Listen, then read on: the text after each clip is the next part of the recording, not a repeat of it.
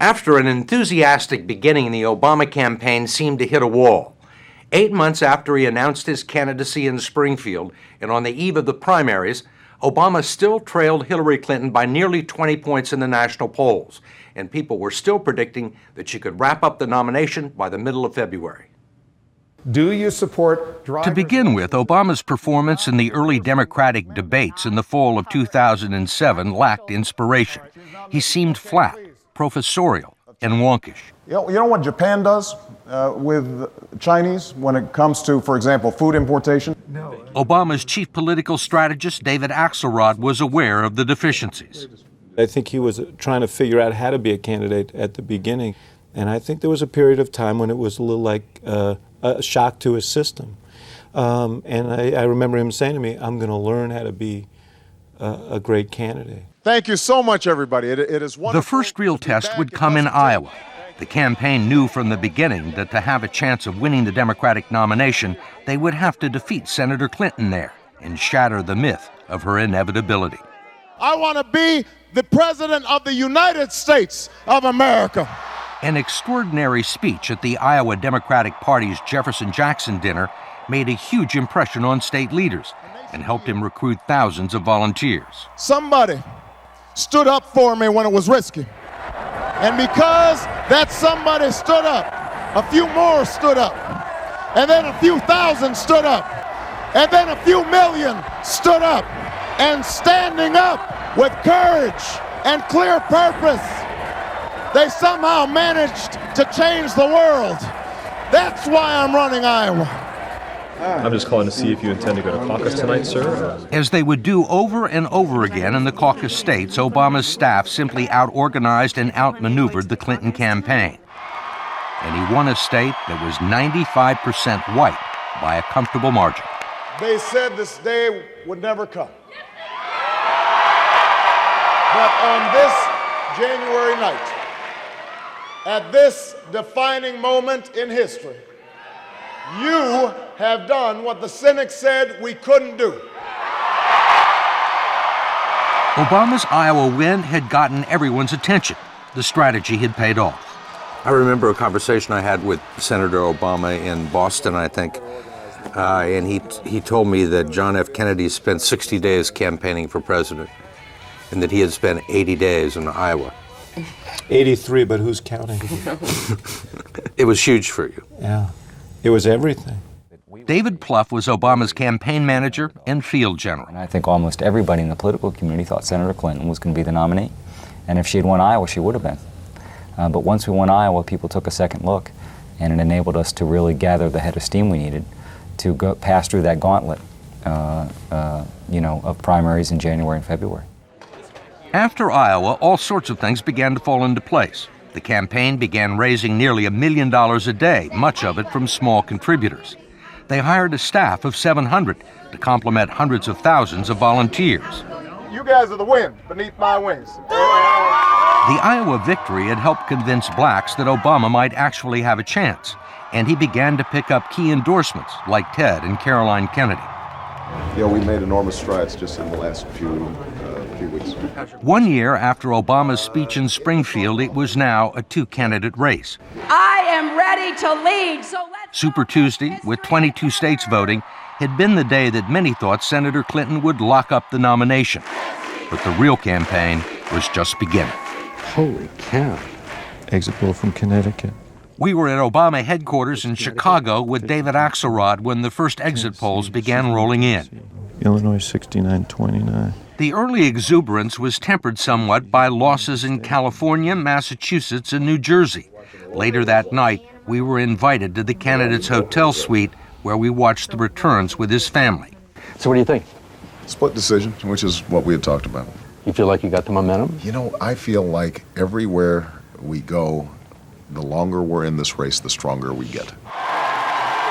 Before the week was over, he would win 3 more states, Louisiana, Nebraska, and Washington. Our time has come. I had to think about this long and hard at the beginning of this process and say, are you deluding yourself? And I decided I might just be able to pull it off. And so a year later, it turns out that the jury's still out, but we seem to be stirring things up pretty good. Look at this crowd. Following Super Tuesday, Obama reeled off 10 straight victories and built a substantial lead in delegates. But the contest was moving now into the big states like Ohio, Texas, and Pennsylvania, where Senator Clinton had the advantage. In Ohio, she had the support of a popular governor and the state party machinery, while Obama had to rely heavily on volunteers. So you assume the people honking are people that like you? Well, when they give you a thumbs up, they like you. When they give you the finger, it's a thumbs down. So I'm pretty sure those are international symbols. So. In Ohio, the issues were trade agreements and jobs, but in Chillicothe, people told us that both race and gender would be hidden factors in southern Ohio, that many blue-collar workers here wouldn't vote for a woman and others would never vote for a black. And Senator Obama had another problem, a malicious campaign against him that surfaced in a number of our interviews. Who are you going to vote for? I'm leaning towards Obama. There's a couple issues with him I'm not too clear on. Which issues?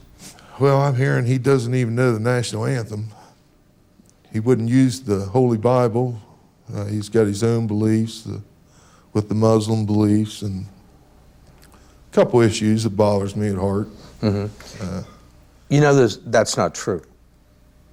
No. This is what I've been told.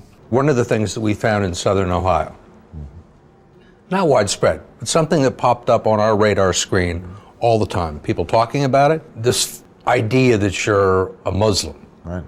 Did you correct them, Steve? I did correct them. There you go. Where's it coming from?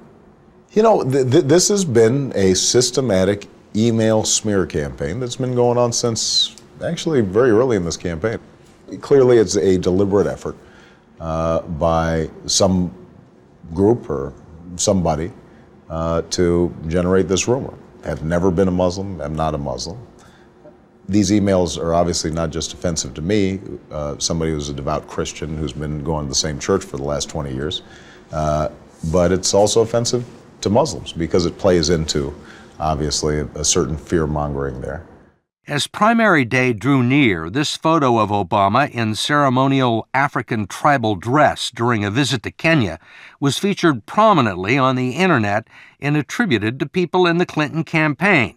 Senator Clinton disavowed any knowledge of it. You don't believe that Senator Obama's a Muslim? Of course not. I mean, that there is no basis for that. I take him on the basis of what he says, and there isn't any reason to doubt that. You said you take Senator Obama at his word that he's not a Muslim. You don't believe that he's a Muslim? No, why would implying, I? right? No, there is nothing to base that on, as far as I know. It's just scurrilous. Look, I have been the target of so many ridiculous rumors. I have a great deal of sympathy for anybody who gets, smeared with the kind of rumors that go on all the time. Senator Clinton won in Ohio and eked out a victory in the Texas primary. But the question of race, which the Obama campaign had long sought to avoid, was about to move center stage in a run-up to the Pennsylvania primary. Not God bless America, God damn America. The videotaped rantings of Obama's former pastor, Jeremiah Wright, looped endlessly on television and the internet, produced the candidate's first crisis and a pivotal moment in the campaign. We didn't review all of the tapes of Jeremiah Wright as we should have. And as a result, we were kind of caught flat-footed on some of these tapes. Senior advisor Anita Dunn called it the low point of the campaign. Running again. That was a terrible weekend. Yeah, and the only one who was calm was Obama. Yeah. The candidate called his aides and told them he wanted them to clear some time on his schedule. He said, you know what, I'm going to make a speech about race and talk about Jeremiah Wright in the perspective of the larger issue. And he said, neither people will accept it or I won't be president of the United States. But at least I'll have said what I think needs to be said. The profound mistake of Reverend Wright's sermons is not that he spoke about racism in our society. It's that he spoke as if our society was static, as if no progress had been made, as if this country, a country that has made it possible for one of his own members to run for the highest office in the land and build a coalition of white and black, Latino, Asian, rich, poor, young, and old is still irrevocably bound to a tragic past. You know, it was a moment of real leadership. At that moment, I think when he gave that race speech in Philadelphia, people saw a president. In the end, Obama would lose Pennsylvania too, but victories in North Carolina, Mississippi, Oregon, and Montana would give him an insurmountable lead in delegates for the Democratic presidential nomination. In early June, what once seemed impossible had become part of history.